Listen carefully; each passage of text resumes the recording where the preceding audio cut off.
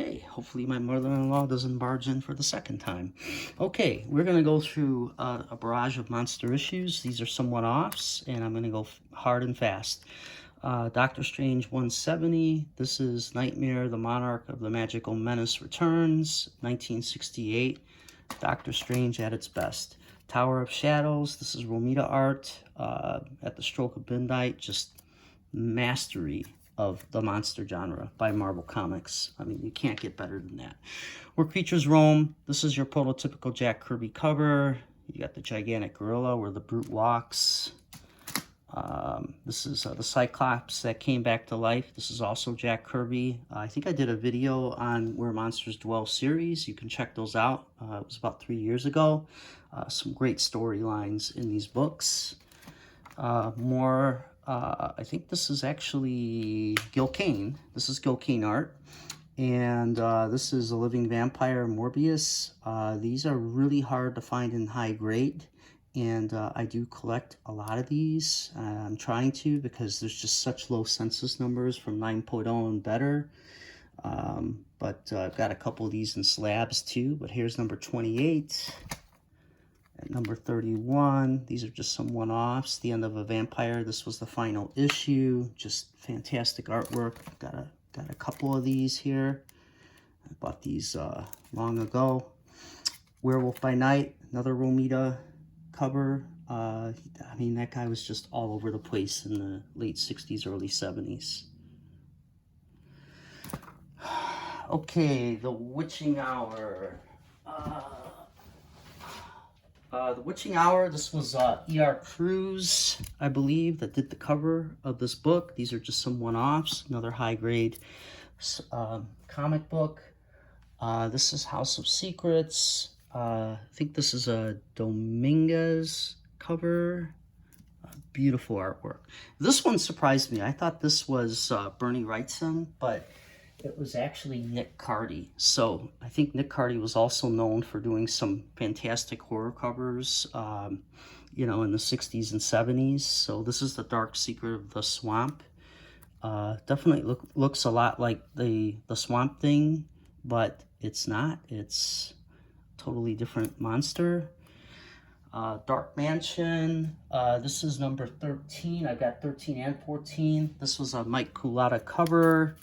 Basically, it looks like the wax and waned person who, I guess this guy Brock Martzin, he's got this this serious issue with his body melting as he goes through life, and people are quite shocked by what's happening. I don't want to give away the story, but yeah, this is when DC was on top of its game with the horror genre. I don't know what's happened since, but good stuff. This is Dark Mansion number 14, and this was I believe this is Fleischer and Green. I may have to look this one up, but this was basically, yeah, you get these paintings that come to life in this haunted house, you know, where these soldiers walk in, and it's just all chaos ensues. Definitely recommend it for reading. Now we're going to get into some more Romita Ghost Rider.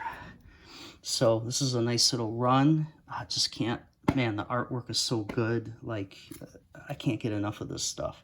This is the Deathstalks Demolition Derby issue. So this is Romita. This is the Gamble with Death issue, another Romita. This one kind of reminds me of the Grateful Dead album covers every time I see this one. But this is the Menace of the second Zodiac issue. This one also reminds me of the Grateful Dead. This was, I think, a continuation of the last issue. This is the Devil's Disciple, number 8. Number 9. This is an appearance of Satan in this issue. Number 27.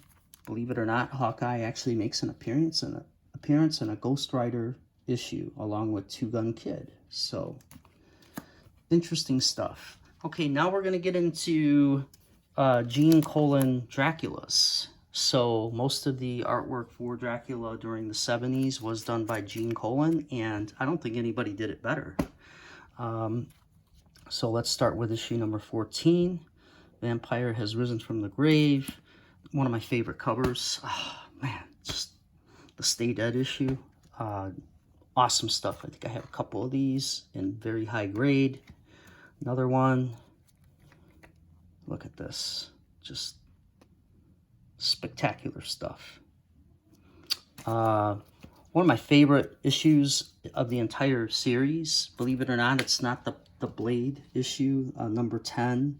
I don't even have that one, actually. It's just too expensive, that major key of the Tomb of Dracula. But definitely the crossover of the Werewolf, if you can get this in high grade, it's, yeah, it can be about $1,000. So, got a couple of these, actually. This is, I would say this is not one of my higher grade issues here. There's definitely a crease going down the side here. It's probably no more than a 6.5, 7.0 at the best.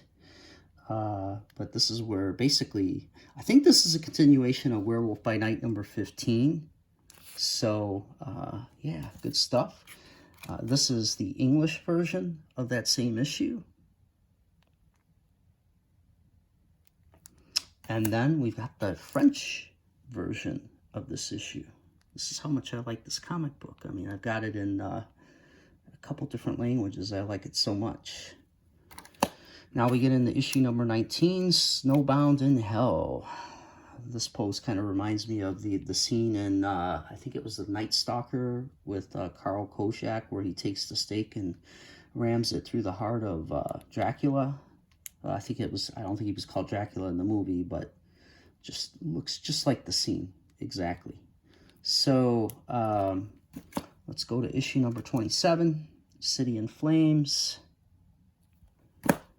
This is issue number 34, Full Moon Thriller, Bloody Showdown. Another fantastic cover. One of my favorite Gene Colan covers, next to the Werewolf crossover, is this the Doctor Strange crossover issue. And I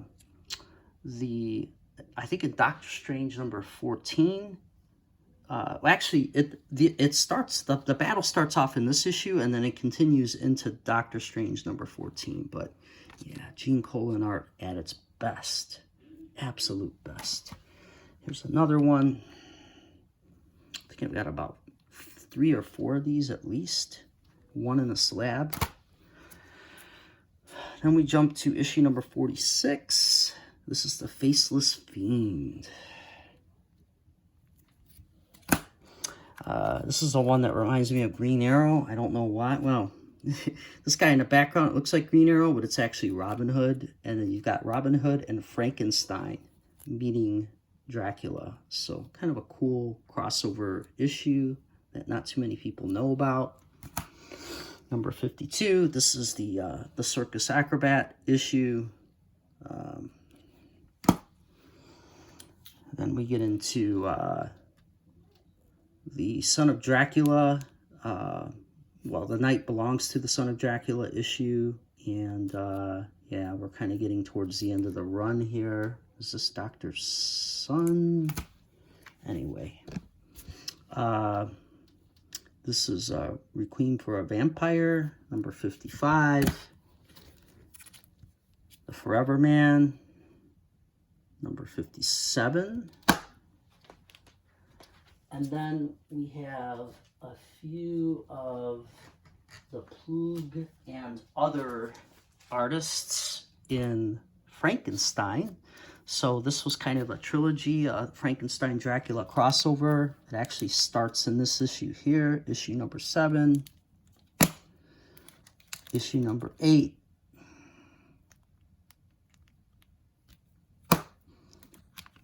So duplicate, number 13. So at this point, I don't think Plug was drawing him anymore. It was a couple other artists. I don't know if it was Gil Kane.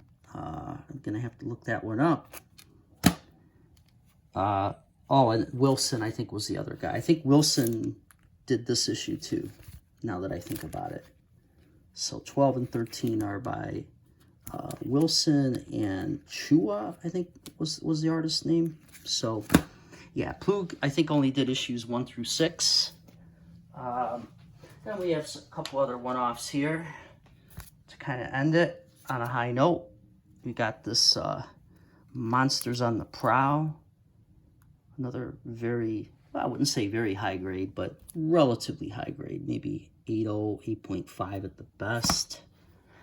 And then we've got this Werewolf by Night number 20. Just fantastic art. I want to say this is also Romita.